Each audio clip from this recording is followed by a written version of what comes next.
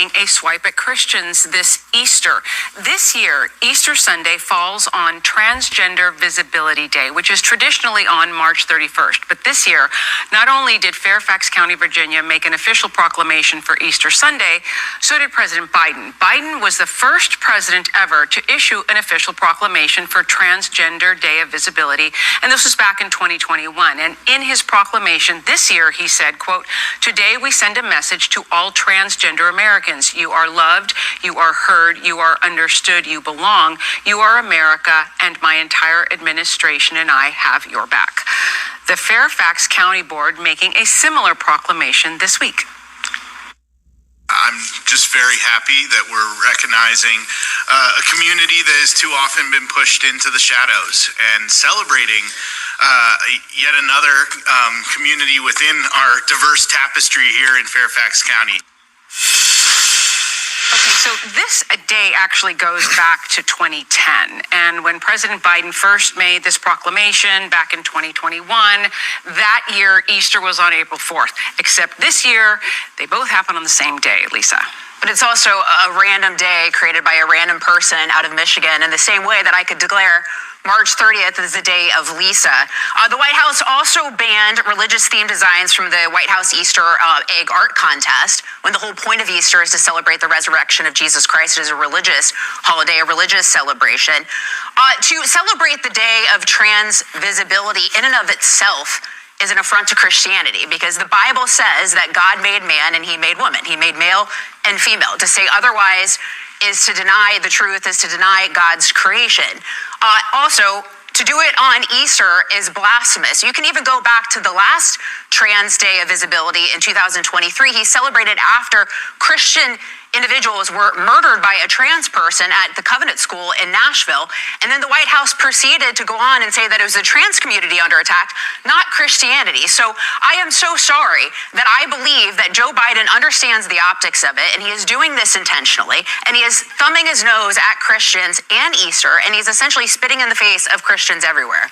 Well, and we also have, there's a Virginia mom who told Fox News Digital, Stephanie Lundquist, that, quote, "They are intentionally trying to offend Christians on the holiest of days by forcing gender ideology down their throats. This is reprehensible and unbecoming of our elected representatives," David. Isn't Joe Biden Catholic? Yes. Okay, just checking. I'm with Lisa. This is not a thing. It was made up. It's like Kwanzaa. It was made up by somebody to do something. Who are they appealing to? There are roughly 1.6 million or so people in the U.S., according to some reports, that identify as transgender. Where are they going? But here's what they've done. They're gaslighting the American people because of the coincidence of this made-up day versus an actual day that means something to billions of people worldwide, not just here in the United States. They want us talking about them. And this whole thing with the Easter egg hunt, now I've been to a few of those. It's a lot of fun. You eat a lot of too many eggs. But part of it was people expressing themselves. So now the government, under the Biden auspice, will tell you that you can't present a religious, First Amendment, a religious imagery on an egg. I mean, again, I'm even more cynical than Lisa. This is gaslighting. I was trying to be calm. How could you be that calm? Because I know you're not. No, but seriously, they're just gaslighting us into this topic. This is false, just like this, quote, Day of Visibility. You're visible every other day of the year. Okay. Joey, I'm going to have to get you on the next one. I'm so sorry. All right, Shalom. I want to give all praises to Yahweh, Bahashem, Yahushua, Bahashem, Kakadash, double honors to the apostles and elders of the great millstone.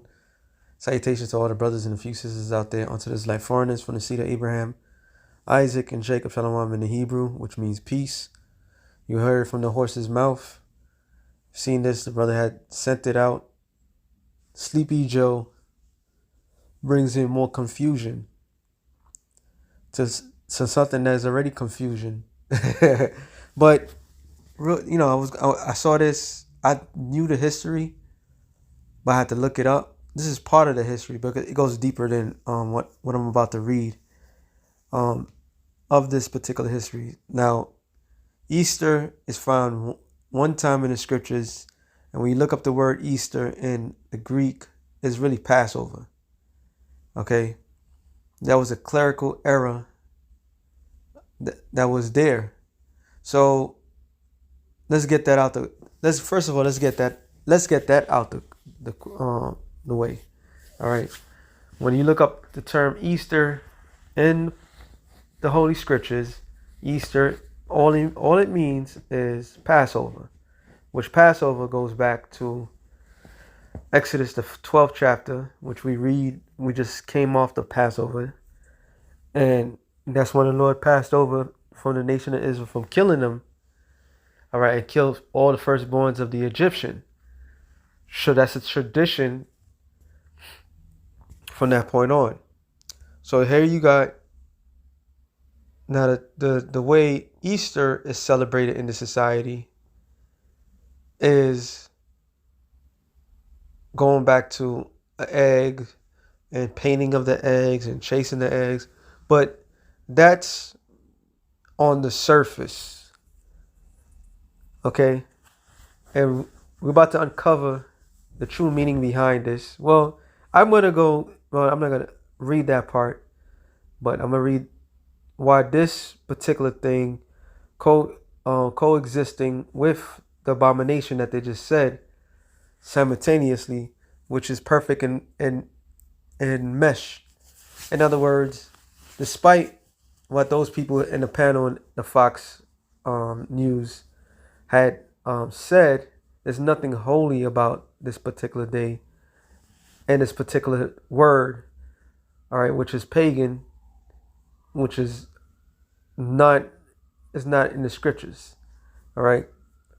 So Joe Biden declares Easter Sunday transgender day of visibility, which, like she said, some made up shit that they made up, but the hidden history behind it is not so hidden, all right. It's not so hidden. So I'm just gonna go to this real quick. Now this is, I gotta remember where this is at. This is the collector. All right. How am I gonna do this? I just gotta remember where was it? Okay. So this is going to Asterisk, the goddess Astra, the Mesopotamian goddess of love, sex, and war. All right.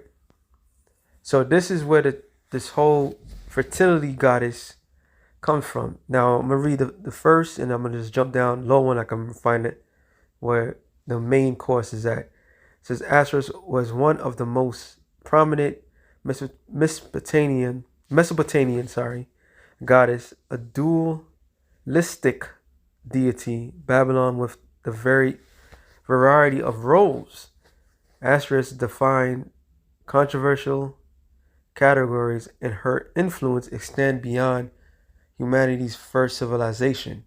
So it's going to give you a quick, I should just got a video, but so it deals with the Sumerians and the Babylonians and that region, all right, where Abraham came from, okay, that area where that's the cradle, what they call Iraq. All right, that was the first Babylon. That whole area, that was what you call cradle of civilization, Sumerians and all that good stuff. Okay, this is their religion. This particular religion goes back into actual certain men, women, certain men, women, and that was a tradition of men. Let's jump down. You know what? Let's read some of it. An ancient region of Mesopotamia was home of the first civilization in human history. Unsurprisingly, earned it the title of cradle of civilization from roughly 33,200 BCE, the fall of the Persian Empire, and to the fall of the Persian Empire, Slakia, in 331 BCE. Civilization as the Sumerians, Akkadians, Babylonians, Assyrians made their home between the Tigris and Euphrates rivers. As with most ancient cultures, Mesopotamian were paleolithic,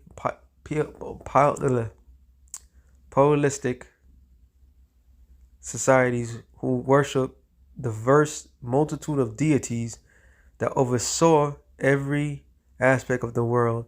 One of the most complex and important Mesopotamian goddess was Asterisk, or Ashtar, the goddess of love and sex and war. So, enough said. This is what majority of people was worshiping, right? So let's jump down. And I believe her husband, Gilgamesh, if you heard, that's a familiar name, but there's another major name before I go down to the main thing. That was a daughter, blah, blah, blah, blah, blah. The first goddess of love. Okay, let's see where, no, that's what I just read. Gilgamesh. There it is. One of the most well-known myths featuring the goddess Asterisk is centered around the death of her husband, Tammuz or Tammuz. Sounds familiar? Interestingly, there are two versions of Tammuz's death. In one version, the shepherd god is killed by bandits, and Asterisk referred to as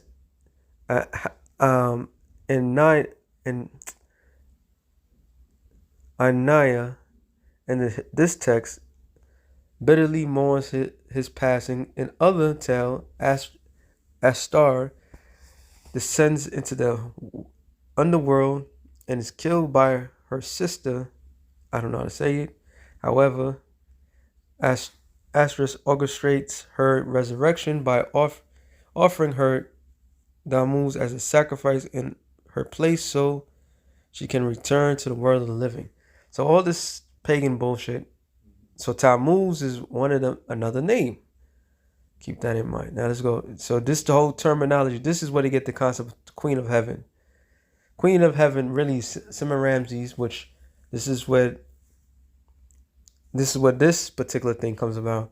That's the Queen of Heaven. All right. Let's go down to. I just want to go to the point. I want to.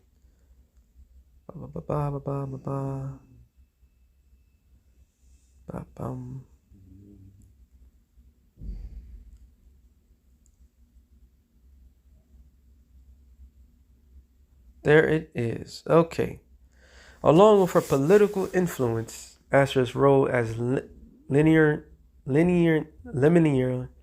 deity have given her unique authority over the culture's roles and boundaries of the Mesopotamian societies as well, corresponding to Asher's own ability to transcend categories. The goddess of love enabled her followers to define or even to redefine social boundaries, particularly those related to her gender, those related to gender roles. Men who became priests of Asher's, known as Gil, which they have the the Met Gil, would sometimes assure non-binary gender roles dressed in women's clothing and were all allowed to engage into homosexuality. So Mesopotamian societies even depend on Asterisk as the main source of food, agriculture, as the goddess of thunderstorms, protector of storehouses. Farmers prayed to Asterisk for rain that helped water the crops and explored her for bountiful harvest. So keep that all in mind. So this whole thing is not surprising. This is what the Lord told. Let's go into it real quick. Come to that again. This is what the Lord told Israel not to follow these dopes. All right. Leviticus 18, Because this is what the Canaanites were doing. 18:1, it says, and this is what the Egyptians were doing. The Egyptians had plenty of gods as well. And the Lord spake unto Moses, saying, Speak unto the children of Israel, say unto them, I am the Lord your power. After the doings of the land of Egypt, wherein you dwelt, shall you not do. And after the doings of the land of Canaan, whither I bring you, shall you not do, neither shall you walk in the ordinances and their order. Now let's go to Deuteronomy real quick. Is this by accident that he decided to do that? No. This is the underlining truth of this particular day. All right? And everybody out there is participating into it. It says Deuteronomy 22:5. It says, The women shall not wear that which pertaineth unto a man, neither shall a man put on woman's garment, for all that do so are an abomination unto the Lord thy power. This is, now, when you read, I read Leviticus. Leviticus is what? The book of the law. So the Lord tells Israel not to do what the Egyptians were doing, and not to do what the Canaanites were doing. And there's a plethora list of what they would do that was familiar to these roles. Okay? So Deuteronomy, which is the second book of the law, this is what the Lord told. All right? A man is supposed to not put on a woman's attire. What do you have in this transgender mindset? Okay? Even to the point of changing roles. I believe I didn't look it up. Matter of fact, there's another one, Deuteronomy, when it says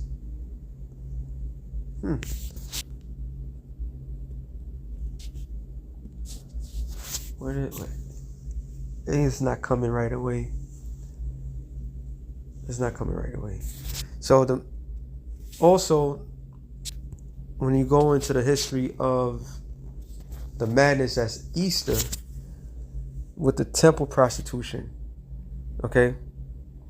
The temple prostitution, they will just explain it. Matter of fact, let's go back to Leviticus. Let's go 18 and 20. Same thing as 20.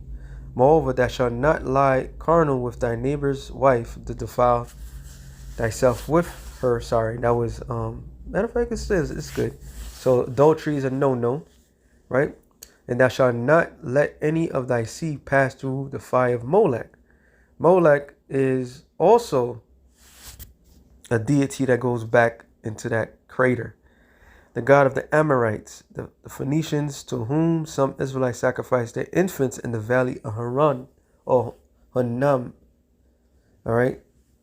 So Molech, Baal are the same god, different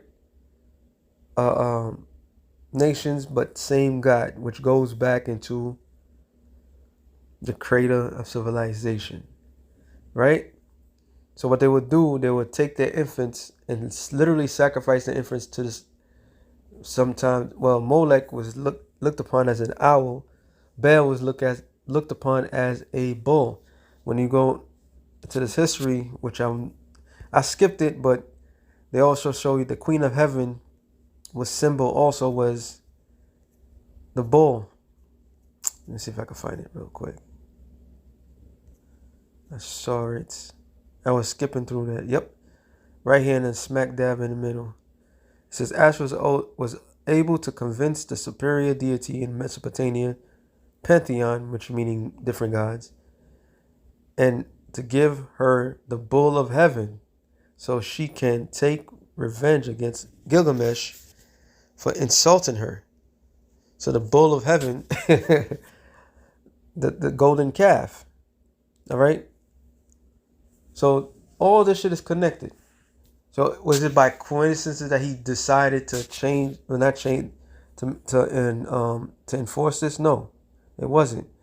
It says, neither shall they profane the name of the Lord thy power. I am the Lord. Thou shalt not lie with mankind, as lying with womankind is an abomination. So what the Egyptians were doing, what the Canaanites were doing, it was all following the same trend. Okay? Neither shalt thou lie with any beast to defile thyself therewith. Neither shall any woman stand before a beast to lie down thereto. It is confusion. Defile not yourselves of any of these things, for in all these nations are defiled, which I cast out before you. So all these nations was doing that. Now, when I go to Deuteronomy 18, which shows you Deuteronomy 18, I start at 13. Thou shalt be perfect with thy Lord thy power. Talking to Israel. For these nations which that thou shalt possess, hearken unto observers of times. So the Lord said, look, these other nations, they hearken or listen to different gods. They observe times and unto diviners. But as for thee, the Lord thy power have not suffered thee to do so. So all these other nations, they had their gods, they had everything. They was doing what they was supposed to do. State of confusion. Now the state of confusion has fast forwarded now into everybody. Okay? And what is Esau known for? Bringing his confusion. Matter of fact, I'm in Deuteronomy 32. Is it 32 and 32, right? It says, for their vine is the vine of Sodom, and the fields of Gomorrah. So the vine, their vine or their origin. Let's look up the word vine real quick. Vine, Hebrew word is gapna. Vine tree of Israel, stars fading, Jehovah, prosperity. Root meaning to bend. Vine as twining, especially the grape. So their source material, they source their power, where they get everything is from Sodom. All right? And Gomorrah, which what happened in Sodom and Gomorrah. Why was Sodom and Gomorrah such an important role in the scriptures? Because what? Let's go into the Jude. This one is better. Jude 1, I think 6. I'm sorry. 7, I was right in front of me. Even as Sodom and Gomorrah and the cities about them in like manner, giving themselves over fornication and going after strange flesh, men with men, women with women, right, are set forth for an example, suffering the vengeance of the eternal fire. So they were set as an example not to do. So these nations knew what not to do. They did those things. All right. So when you go when you go deeper into, this is asterisk or star, whatever, same damn thing, which is Semiramis. All right. Which Semiramis was the queen of heaven. Now, let's see what it just said.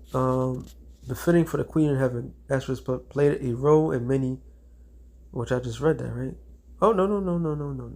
I didn't read this part.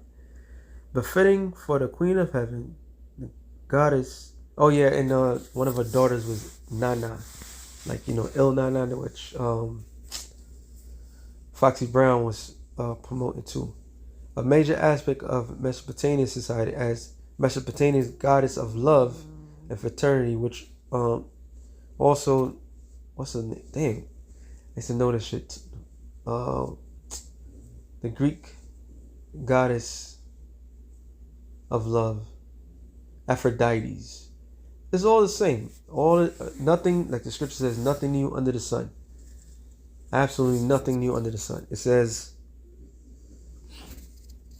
she was prayed to in all matters related to marriage and procreation. Marriage, which is having children. Marriage rites in ancient Mesopotamian were conducted by a priest of Asherus, and couples having difficulties conceiving would visit the goddess temple to ask for her blessing. So she's a fertility god, all right? Considering or corresponding to her dominance over the matter of love in Mesopotamian society, Asherus was also looked to matter of war. In the code of Hammerberg, right? Hammurabi,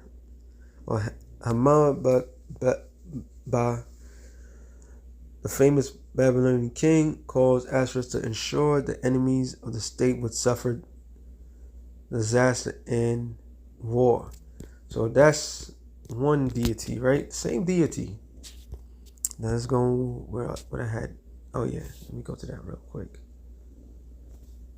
because I was looking it up too. It should pop up. So Easter, the history of Easter, pagan Easter. Easter is birthed out of pagan origins, ? The savage. Then I didn't read this one. It's something I just wanted to prove real quick. So I want to keep that like that, huh? Here it is. Easter, asterisk, or a star and eggs. Easter's original celebration of Asherus, the Assyrian Babylonian goddess of fertility and sex. So we know she's a goddess that allowed these abomination to do what? Be what they think they want to be. Easter was originally a celebration of Asherus, the Assyrian and Babylonian goddess of the sex and fraternity. Her symbols, like the egg and the bunny, still are fertility sex symbols. Or did you actually think eggs and bunnies had anything to do with resurrection? After Constantine decided to Christianize the empire, Easter was changed to represent Jesus. I gotta say it like that. But as its roots, Easter, which is how you pronounce Astro, is all about celebrating fertility and sex. So the root of all this madness, the deep sickness of it, goes back to paganism, which is right in people's face. And yet these so-called Christians who may know this information, and yet they'll still go there, because during that time is one of the highest hell day for that they celebrate. All right, let me see if I can find what I'm looking for, because it goes deeper, like I said, much deeper than even that. All right, matter of fact, I'm just gonna have to not even skim through it. Boom.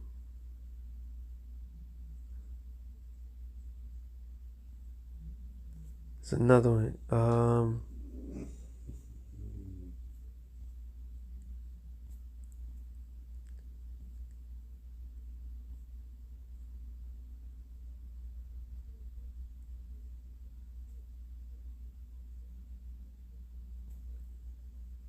Okay. Obviously, the fact that Christians were having a dispute about when Easter should be celebrated indicates that there was already a celebration of Easter long before Constantine. So they claimed somehow Easter was changed to represent Jesus. Whatsoever the hell that means is clearly garbage. And the only reason the celebration of Easter were connected to the veil equinox is because the time of the Jewish Passover, and Jesus was said to have been executed around the Passover. So the date has purely Christian's origins that has nothing at all to do with pagan festivals, though Passover may have had a prehistoric origin in some kind of Semitic spring festival. Finally, there is no evidence of association between Esther's and, which is a lie. All right, which is a goddamn lie. That's just to protect it. But there's something else I was looking for, but it's not here. So we get the point. Like, this shit is originally paganism, and they pushed men with men, women with women. So the other point would have been, this is the time of abortion, sacrificing children as well. All right. And Google used to have a whole bunch of stuff. Well, I guess they clean it up. So Easter, asterisk, Semiramis, the Virgin Mary, and all this other madness all goes back to the same source. All right, it's all pagan, it's all wickedness. Something else I wanted to bring up, but forget about it. It says, let me get this real quick. It's in the scriptures, Jeremiah 7:18, I believe. I started 17. It says, matter of fact, 16. Therefore pray thou not for this people, neither lift up a cry, nor prayer for them, neither make intercession to me, for I will not hear thee. So the Lord told Jeremiah not to pray for these people. Don't even waste your time, all right, for these people. And this is how we feel about all you people out there.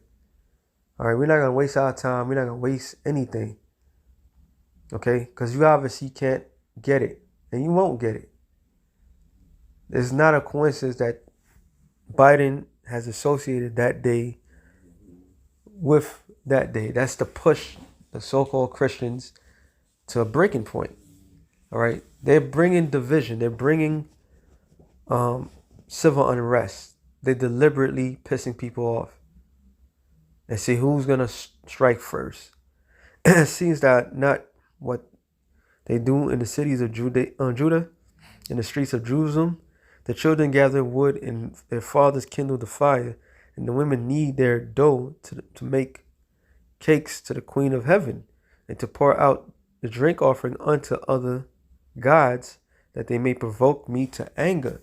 So that's a tradition. That's what you got, the crust buns. All right, everybody's going to be on that crust button tomorrow. All right, they're going to go to the... What rabbit do you know have eggs? They don't. If a rabbit is got anything, it's regular shit. So it's other than madness, man. Real quick, Isaiah, I'm gonna make this quicker. Isaiah 19:14. The Lord have mingled a perverse spirit in the midst thereof, and have caused Egypt, which is because this is modern day Egypt. And Egypt had their fertility god, and they have their ways.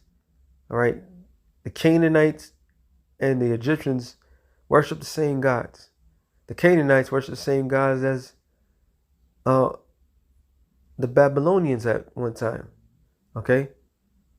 In other words, same gods recycled. That's all it is. So the Lord has mingled a perverse spirit in the midst thereof. That's why you have the thing, men with men, women with women. That's perverseness. It says, and cause Egypt to earn or cause error in every work thereof. So everything that Babylon / America has done is all by error. Meaning they did everything in a mistakenly fashion. As a drunken man staggered from his vomit, neither shall there be any work for Egypt which the head or tail, branch or rush may do, which is futuristic, but here's the point. In that day shall Egypt become like unto women. All right. This they worship the goddess, these different goddesses. Even there's another goddess well, there's a whole bunch of them that they worship. But America bears the spirit of a woman. All right. Get that real quick. Revelations. I'm gonna get this one instead. Revelations 4:18 and 4. No, I'm sorry. 3. For all the nations have drunken of her wine. So, yep. And let me go up. And 1. And after these things I saw another angel come down from heaven, having great power, and the earth was enlightened with his glory. And he cried mightily with a strong voice, saying, Babylon the Great is fallen, has become the habitation of devils, and the hold of every foul spirit, and cage and every unclean, hateful bird. So this is a future prophecy of after the destruction of America. All right. It says, for all the nations have drunken of her wine, which is her philosophies, right? Of the wrath of her fornication, and the kings of the earth have committed fornications with her, and the merchants of the earth are waxed rich through her abundance of her delicacy. So the scriptures keep applying that Babylon the Great is what? A woman. All right. It says, and I heard another voice from heaven saying, come out of her, my people, that you may not be partakers of her sins. And part of the main thing is these different philosophies. All right. And the Lord, it starts mentally. Mentally, we have come up,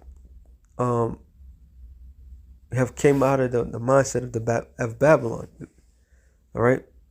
That's where we can research and look through what this means, what that means. Okay. And it says, be not partakers of a sin, because what's going to end up happening? America's going to be destroyed. All right. And it says that you receive not of her plagues, fire and brimstone, for her sins have reached unto heaven, and the Most High have remembered her iniquity. Reward her even as she rewarded you, slavery, all right, the genocide, mass murder, destruction, and double unto her, according to her works. And the cup which she hath filled to her double.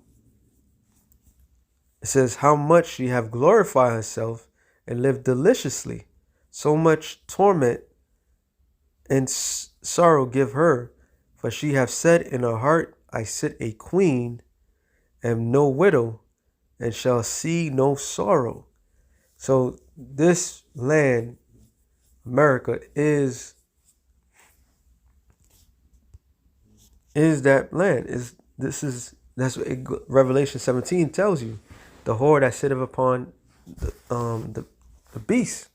America is that whore, which is a representation of that woman, the Queen of Heaven. If you look up some of the pictures, let me see if I can find it.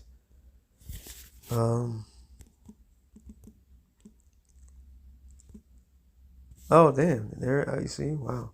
Semiramis. Semiramis is a legendary Ludinian Babylonian wife of Ananias of Hamas, who succeeded later in the throne. Syria. Let me see. This is the original Queen of Heaven, who primarily worked as describe her and her relationship with Anos, the king of Nos, Amorite. Let me see. I want the legend.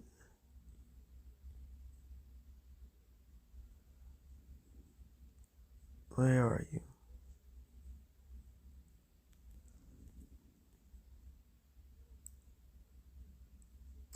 Although negative portrayal did exist, generally Semiramis was viewed as a positive before the rise of Christianity during the middle. That's not what we want. We want the God honest truth,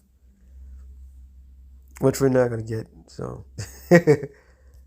all right. Yeah, but Semiramis is the queen of heaven with the whole notion, who married her son,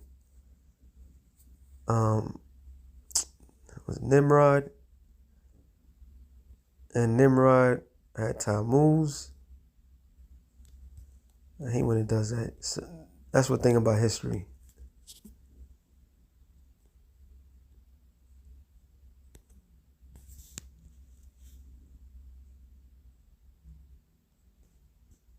Yep, there it is.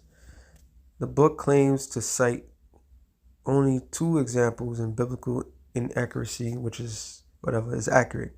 That Semiramis was Nimrod's wife, whereas chapter 10 of Genesis says no such thing. The famously inserts that Semiramis is the whore of Babylon, when her name is now nowhere mentioned in the Bible, and it was not about whatchamacallit. It was about the legend that became after her. All right, she was the Virgin Queen, and when you go into the history, her temple, the people that was following her, would bear children.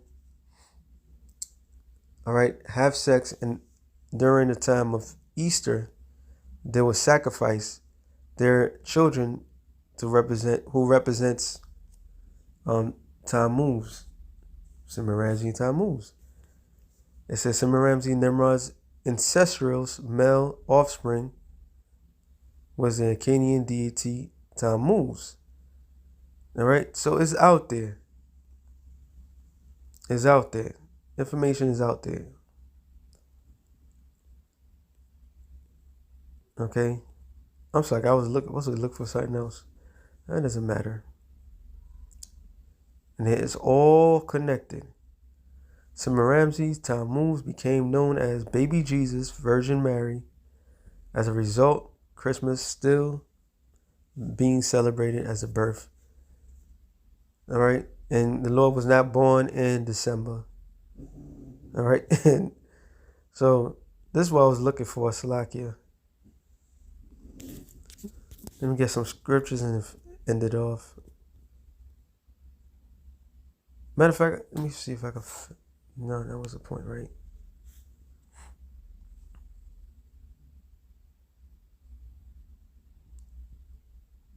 You know what?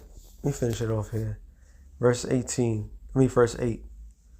Revelations 18 and 8. Therefore shall her plagues come in one day, death and mourning, famine, and she shall be utterly burned with fire, for strong is the Lord, Yahweh, who have judged her.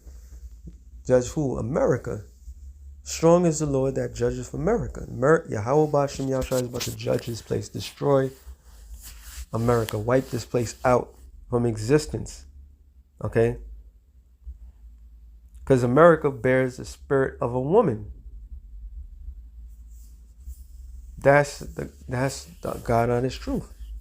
All right? It says, and the kings of the earth who have committed fornications and lived deliciously with her shall bemoan her and lament for her when they see the smoke of her burning. So America is known as the great commerce. Everybody doing business with, making money, finances. When they see the burning of this place, they're going to be in great fear. Isaiah 47th chapter tells you Babylon, the virgin daughter Babylon. All this it extends from this madness, all right, that was passed down. Okay, I made this long enough. So yeah, this is all connected to this whole transformist agenda. Okay, because her Astros priests. That's why you have the Roman Catholic priests molesting children.